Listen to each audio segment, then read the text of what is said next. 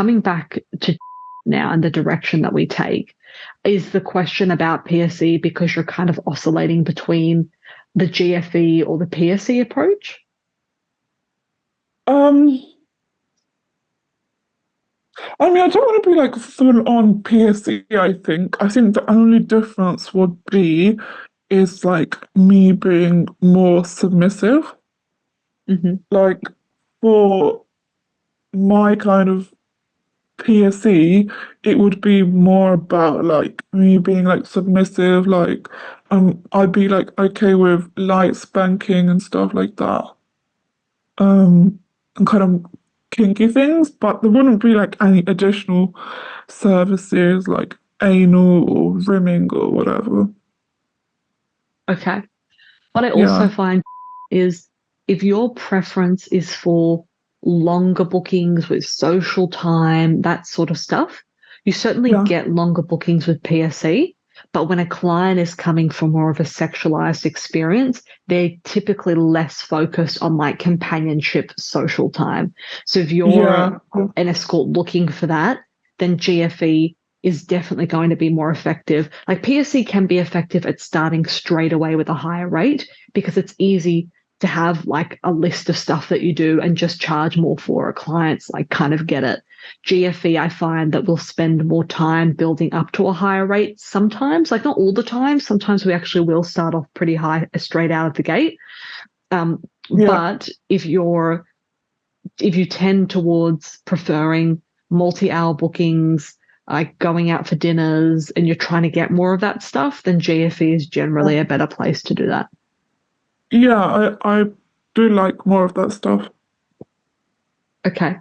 The only thing I caution against when we're doing this is we want to pick from a marketing perspective one clear category. I get that a lot of us can actually kind of operate within more than one. Like, for example, the GFE PSE is classic. Like, a lot of us are happy to be PSE in some scenarios.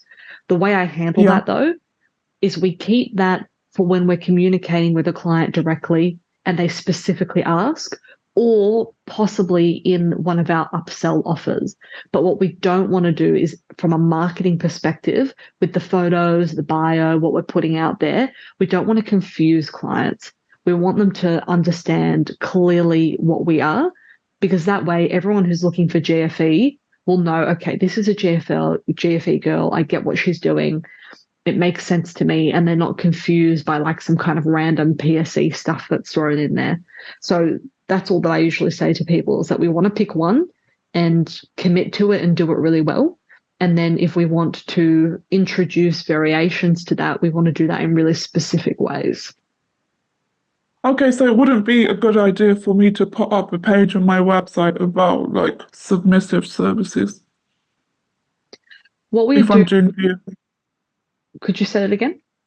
So if we choose the GFE category, it wouldn't be a good idea for me to put up like a page about submissive services on my website. When we're rebranding you, what I would like to have is an upsell offer. I'm not sure Oh, okay. yet if that submissive approach is the best way to do it. Um, Okay. Hmm. I need to give it some more thought. Sometimes it is. Like, I have actually worked with a girl once where we did GFE and then she had a kinky GFE offer, which was all about that kind of stuff, but it was specific. There was a specific reason for it. Um, Often what we'll do with the GFE is we'll have more of the concept of GFE and deluxe GFE or premium GFE or naughty Yeah. GFE, so that we're sticking to more of a concept of like the menu example at a restaurant. You can either have your standard or your premium, as opposed to, Yeah. either you can have me GFE or then I'm this completely different person PSC. I generally tend to steer clear of that unless there's a good reason for it. And it's because it muddies the Okay. marketing. Okay. Okay. Yeah, that makes sense. If you want to learn more escorting tips, just click the link below this video.